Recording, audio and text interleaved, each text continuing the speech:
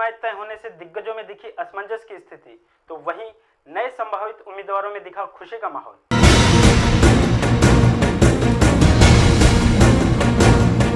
आगामी मनपा चुनाव को लेकर चुनाव आयोग द्वारा जारी की गई वार्डों की नई सीमा संरचना ने इन दिनों सभी राजनीतिक पार्टियों के दिग्गज नेताओं की नींद उड़ा दी है। बता दें कि चुनाव आयोग ने इस वर्ष कई वार्डों की सीमाएं नए सिरे से तय की हैं। इसके अलावा कई वार्डों के क्रमांक पूरी तरह से बदल दिए गए हैं। इस फेरबदल से कई वर्तमान नगर सेवक भले ही असमंजस की स्थिति में हों, किंतु नए संभावित उम्मीदवारों में खुशी का माहौल है। बहुत साइंटिफिक तरीके से चुनाव आयोग ने किया है, पॉपुलेशन को ध्यान में रखते हुए। मुझे लगता है सही होगा और इसका असर भी होगा। 227 वार्ड मुंबई में आफ्टर हमको एडजस्ट करना रहता है चुनाव आयोग को, तो जो भी वार्ड रहेगा उसमें कोई सेवा करना है तो करेंगे, उसमें वार्ड देख के तो नहीं करेंगे, सही रहेगा। मुझे ऐसा लगता है कि वार्ड का जो डिमार्शन हुआ है उसमें ऐसा लगता है कि कोई इतना थोड़ा इधर का उधर गया है, लेकिन इतना असर मुझे नहीं लगता कि कहीं पड़ेगा। थोड़ा कहीं अच्छा भी हुआ है, कहीं अच्छा नहीं भी हुआ है, और फिर स्वाभाविक है कि जहां हमने काम किया अगर वो वार्ड ऐसा रहता तो बहुत अच्छा होता। थोड़ा इधर उधर गया तो थोड़ा तकलीफ तो है। जिस तरह से पुराने जो कॉरपोरेटर्स जो ऑलरेडी सिटिंग रहे हैं हमारे क्षेत्र से या जहाँ से भी, उन लोगों के जो वार्डों के अंदर जो भी डिफरेंस आया ये बहुत अच्छा हुआ है।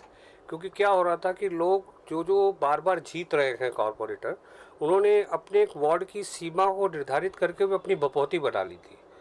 और बहुत से कॉरपोरेटर ऐसे हैं जो एक पर्टिकुलर क्षेत्र में जहाँ से उनका वोट बैंक है उसके अंदर इतना काम कर रहे थे, और इतना काम सिर्फ अपने क्षेत्र में, उसी जहाँ से उनका वोट बैंक है, बाकी उन्हीं के क्षेत्र में जो उनका वोट बैंक नहीं वहाँ काम नहीं हो रहा है।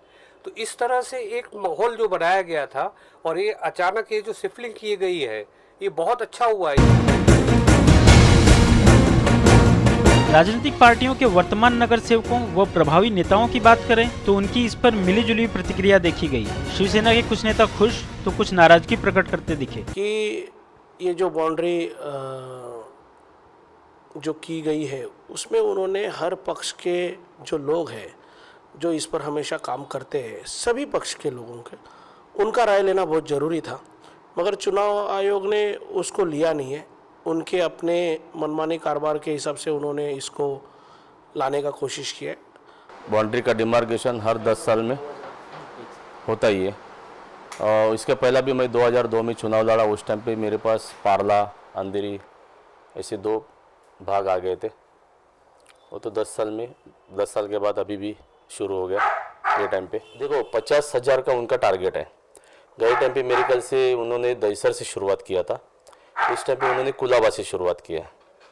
खाली यही दिशा बदल गया है। जो शहर के लोग हैं उनका वहाँ पे कॉरपोरेटर कम हो गए, और उपनगर में संख्या भारी होने की वजह से कॉरपोरेटर यहाँ पे बढ़ गए, और पूरे मुंबई शहर में 227 कॉरपोरेटर ही रहेंगे। हालांकि इस बदलाव के बाद भी भाजपा के कुछ नेता अपने आप को सुरक्षित महसूस कर रहे हैं। वोट डिवाइशन मुंबई महानगर पालिका करती है और उसमें इलेक्शन के अधिकारी भी साथ में रहते हैं।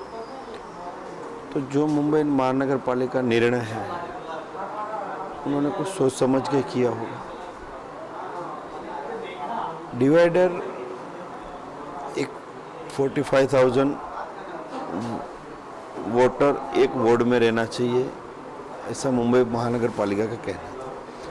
अभी वो एक साइड से करते करते आते रहते हैं, कहीं यहाँ अंधेरी में अलग डिवाइड होगा या जोगेश्वरी में अलग, ऐसा नहीं होता है। तो जो मुंबई महानगर पालिका निर्णय लिया हो हम लोग सब उसको मान्य करना ही पड़ेगा, और हमने किया है।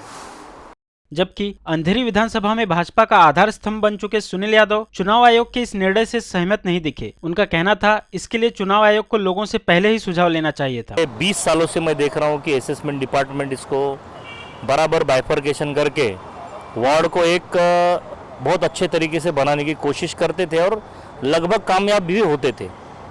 इस बार का जो वार्ड का बंटवारा हुआ है, कम से कम के ईस्ट में जो मैंने मेरे आंखों से जो बाउंड्री देखी है, वो बाउंड्री देख के मैं ये बता सकता हूँ कि कई वार्डों की उसमें क्षति हुई है। ऐसे में यह कहना गलत नहीं होगा कि आरक्षण को लेकर भले ही लॉटरी किसी के भी पक्ष में हो, पर चुनाव आयोग द्वारा जारी की गई वार्डों की इस नई सीमा संरचना ने कई दिग्गज नेताओं के सिंहासन को हिलाकर रख दिया है। कैमरामैन दीपक उपाध्याय के साथ विनोद यादव, सुर्खिया न्यूज।